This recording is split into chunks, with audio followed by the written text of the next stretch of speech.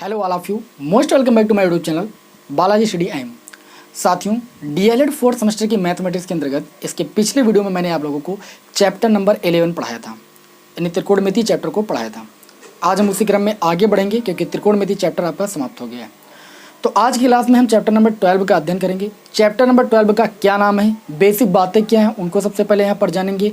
फार्मूलों को जानेंगे, किन फार्मूलों को पढ़ना है, किसके बारे में पढ़ना है और कैसे क्वेश्चनों को सॉल्व करना है, सारी बातों को मैं डिटेल्स यहाँ पर बताने वाला हूँ। यदि आपको कुछ भी नहीं आता है तब भी सब कुछ समझ में आ जाने वाला है। पूरी क्लास को बस आप ध्यान से देखिएगा, ठीक है। और क्लास पसंद आ रही हुआ करे तो आप लोग क्लास को लाइक कर दिया करें, क्योंकि आपके एक लाइक से हमें मोटिवेशन मिलता है।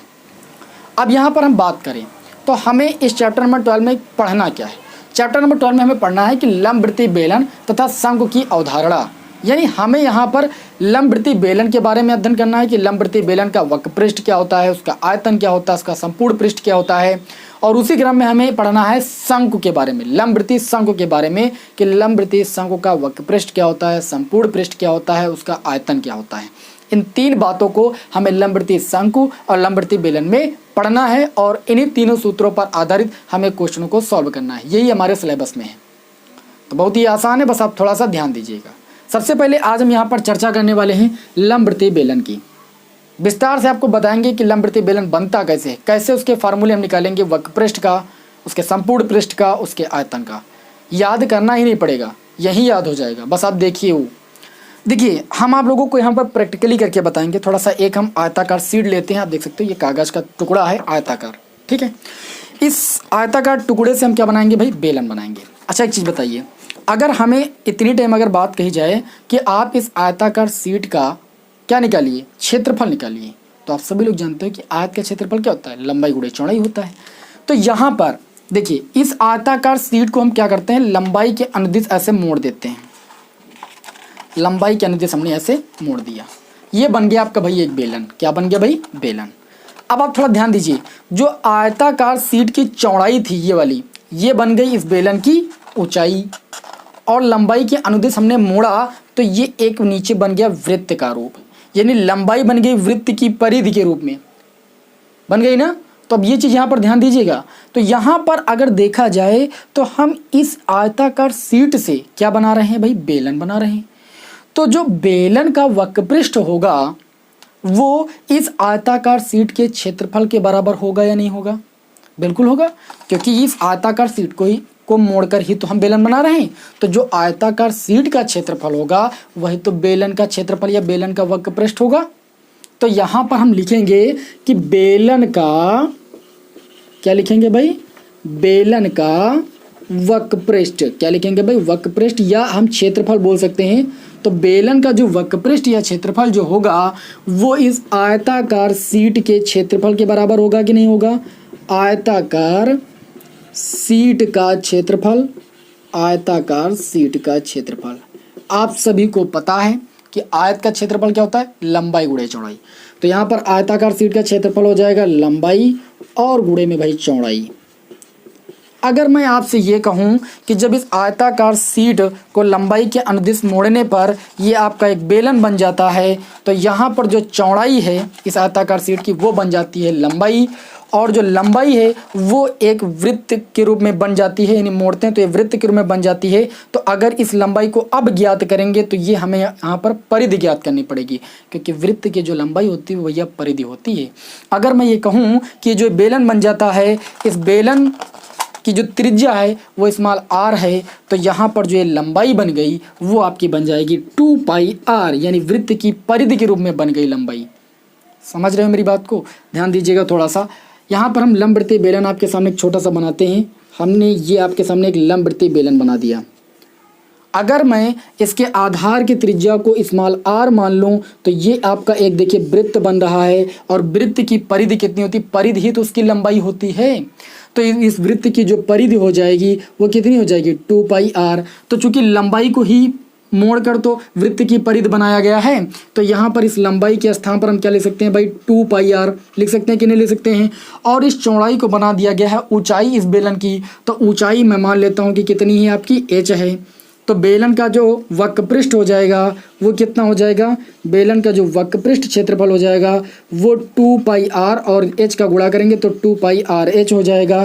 क्योंकि वक्रपृष्ठ क्षेत्रफल होता है और क्षेत्रफल का मात्रक भाई वर्ग इकाई होता है, तो वर्ग इकाई लिख देना। अगर सेंटीमीटर है तो वर्ग सेंटीमीटर, अगर मीटर है तो वर्ग मीटर, ये चीज़ याद रखना। वक्रपृष्ठ का जो मात्रक होता है वो वर्ग इकाई होता है, ठीक है। अब बेलन का वक्रपृष्ठ कितना आ गया, 2 पाई आर एच। क्या रटने की जरूरत है, बिल्कुल रटने की जरूरत नहीं। मैंने एक आयताकार शीट को लिया, उसको लंबाई के अनुदिश मोड़ दिया।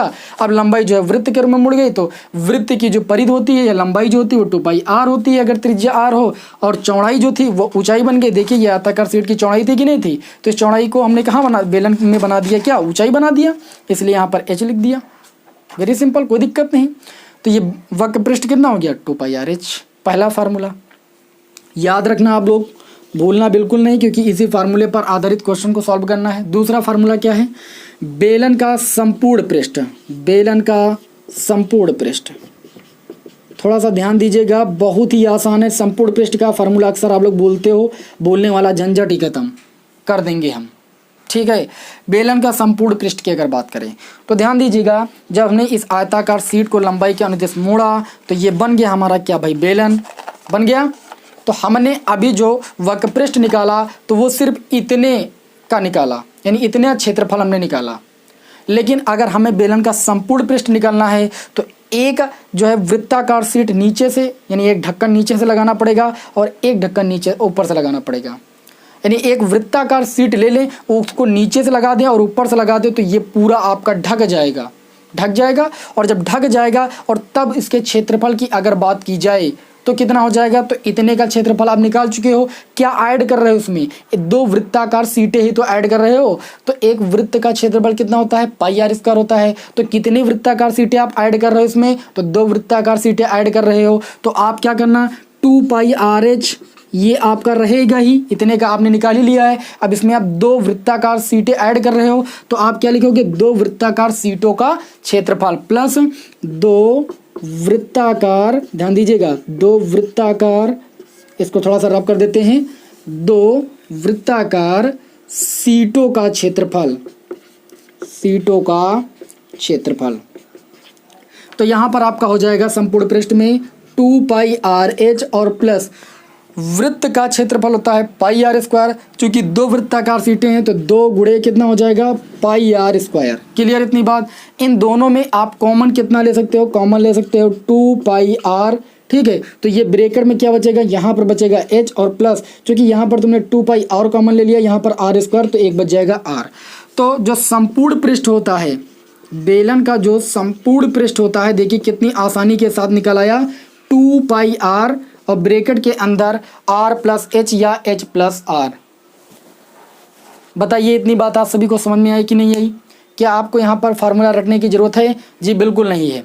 क्यों नहीं है, क्योंकि संपूर्ण पृष्ठ में हम वहाँ पर बेलन पर एक ढक्कन ऊपर से लगाते हैं, एक ढक्कन नीचे से लगाते हैं। क्योंकि वो वृत्ताकार सीटें होती हैं, वृत्त का क्षेत्रफल होता है पाई आर स्क्वायर, इसलिए यहाँ पर हमने 2 पाई आर स्क्वायर जोड़ दिया, क्योंकि वहाँ पर 2 वृत्ताकार सीटें थी बस। तो वक्रपृष्ठ में कितना जोड़ना है, 2 पाई आर स्क्वायर जोड़ देना है बस। उसके बाद आप 2 पाई आर कॉमन ले लोगे तो आर प्लस एच जो हो जाएगा वो क्या हो जाएगा, बेलन का संपूर्ण पृष्ठ का सूत्र हो जाएगा। बात समझ में आ गई। अब यहाँ पर आयतन की हम बात करेंगे, तो आयतन की बात करने के लिए हम क्या करेंगे, जो लंबवृत्तीय आपका ये बेलन है, ये जो आपका लंबवृत्तीय बेलन हमने बनाया था, ठीक है।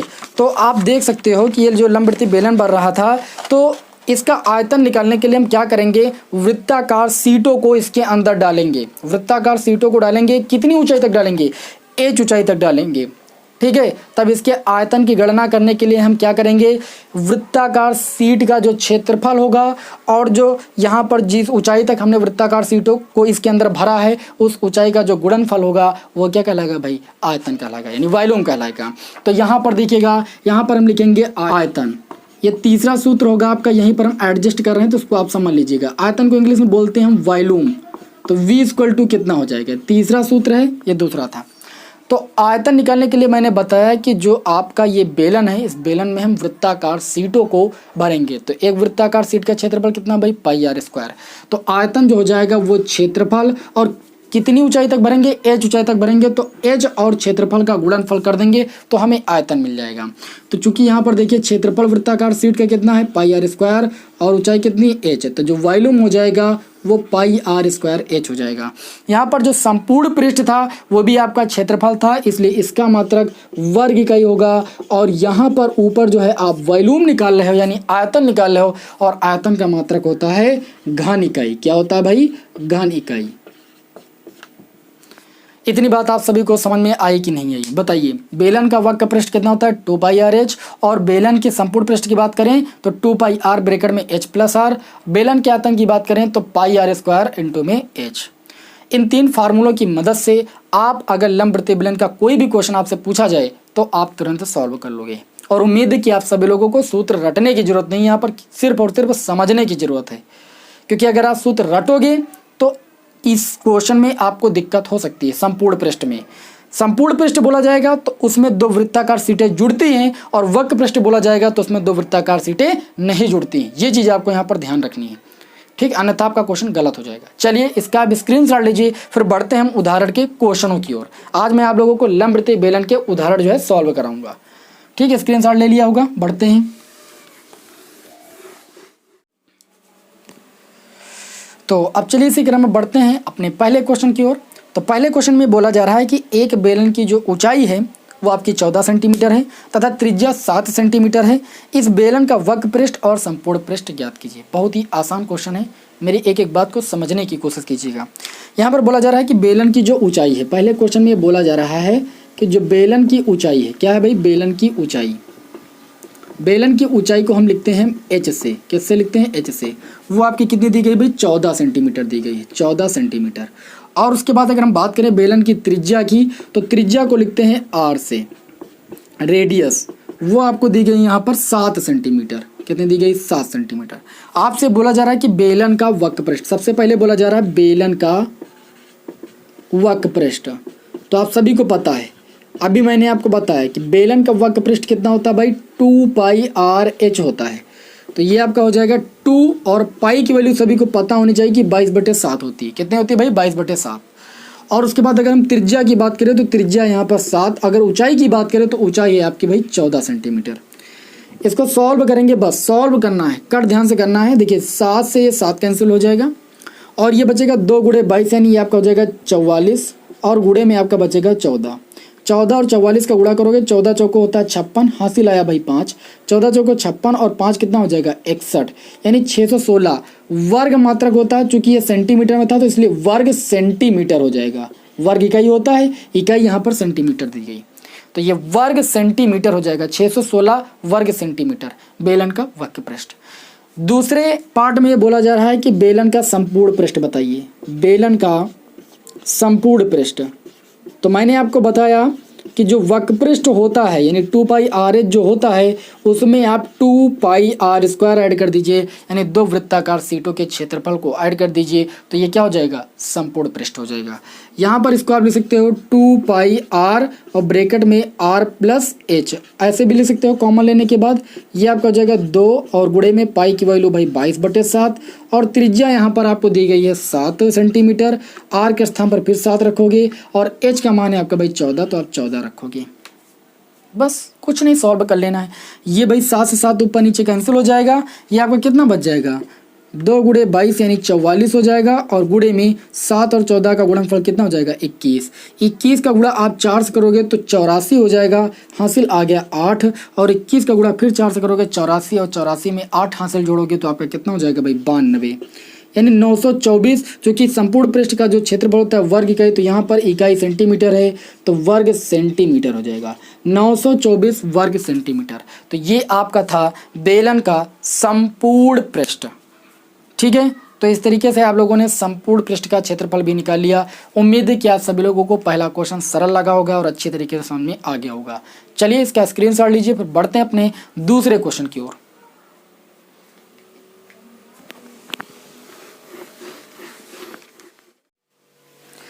तो दूसरे क्वेश्चन में ये भाई बोला जा रहा है कि एक बेलन के आधार का जो व्यास है वो आपका 28 सेंटीमीटर है।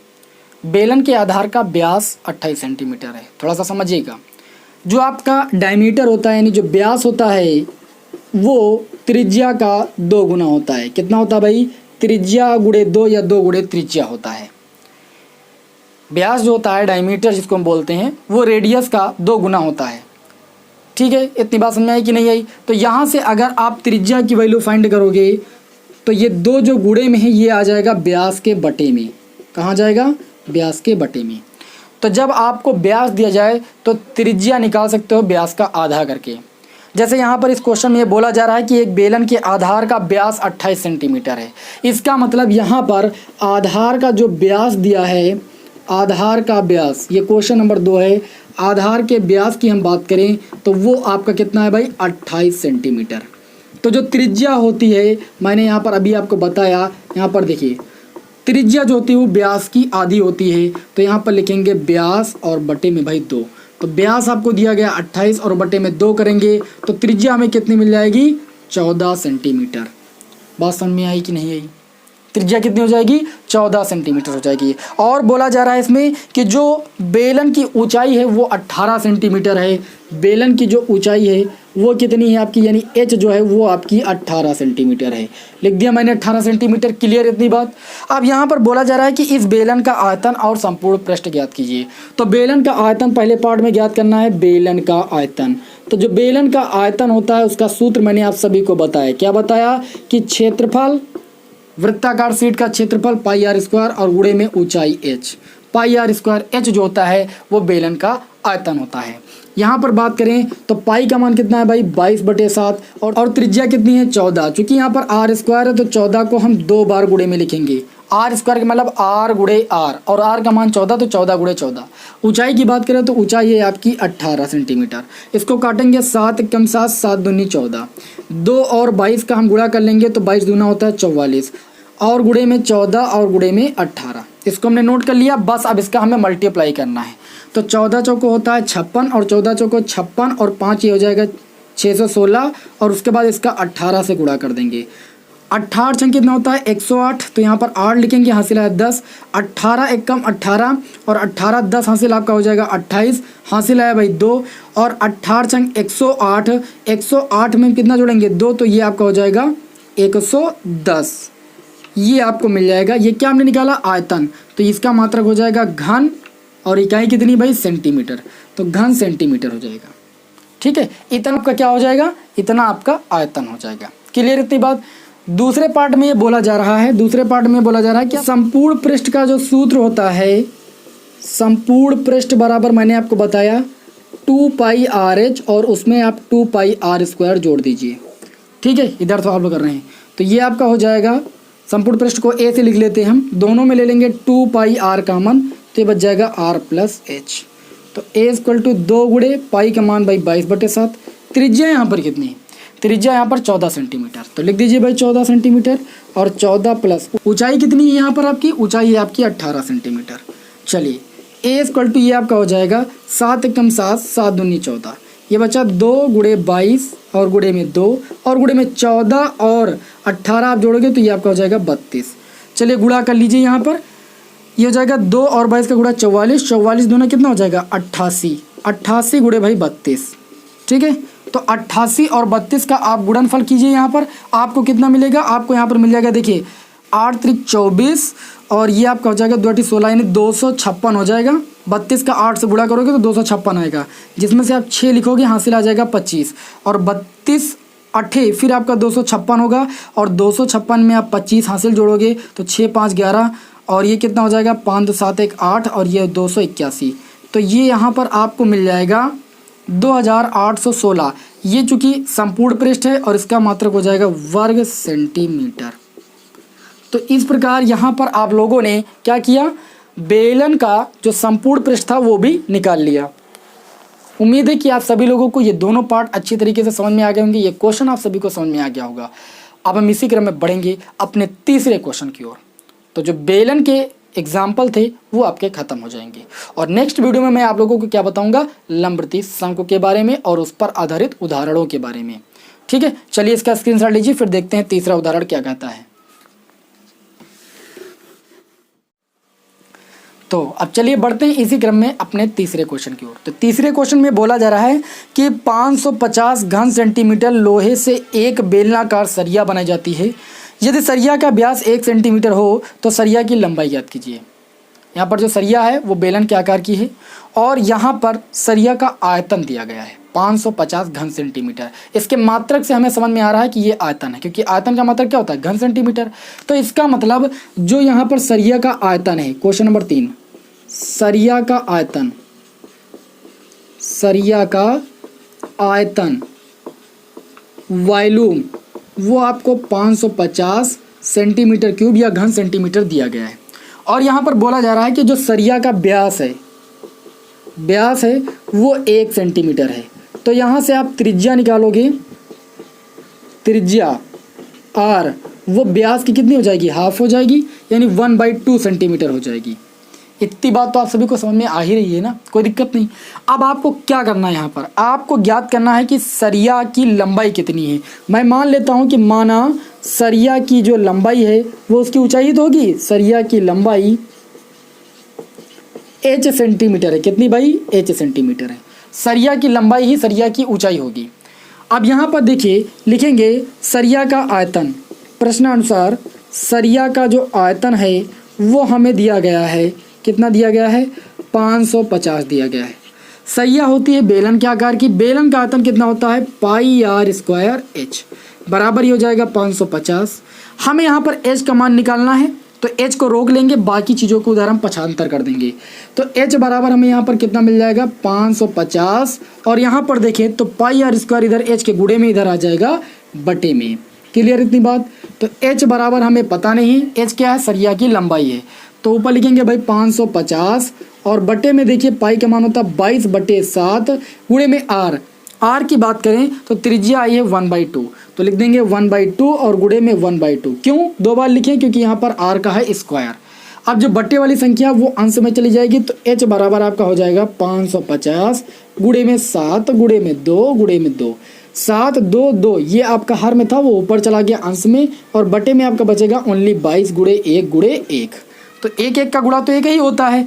यहाँ पर देखिए भाई 11 दूना कितना हो जाएगा आपका भाई 22 हो जाएगा, और 11 पछे हो जाएगा 55, ये 50 हो जाएगा, और 2 से इस 2 को काट देंगे तो h बराबर हमें मिल जाएगा 50 गुणे में 7 और गुणे में 1 2 बच जाएगा। तो ये आपका हो जाएगा 7 पची 35 और 35 दूना कितना हो जाएगा 70। तो h बराबर ये 70 और 1 0 और है, तो 1 0 और बढ़ा लीजिए, ये ऊंचाई हो जाएगी यानी 700 सेंटीमीटर, या हम इसको बोल सकते हैं 7 मीटर, क्योंकि 100 सेंटीमीटर बराबर 1 मीटर होता है। इसको हम 7 मीटर भी बोल सकते हैं। आंसर में अगर 7 मीटर आए तो आप 7 मीटर लिखिए, अन्यथा फिर 700 सेंटीमीटर लिखिए। बताइए ये क्वेश्चन आप सभी को समझ में आया, कैसे लगे आज के क्वेश्चन, और आप सभी लोगों को लंबवृत्ति बेलन के बारे में पता चल गया अच्छी तरीके से कि नहीं चल गया, फार्मूले याद हो गए कि नहीं याद हो गए, हमें कमेंट करके जरूर बताइए। नेक्स्ट क्लास में आप लोगों के लिए लंबवृत्ति शंकु की क्लास को लाएंगे और उसमें आप लोगों को लंबवृत्ति शंकु के कॉन्सेप्ट को अच्छी तरीके से बताएंगे, उस पर आधारित क्वेश्चनों को सॉल्व कराएंगे। चलिए फिर मिलेंगे आपको नेक्स्ट वीडियो में। जय हिंद।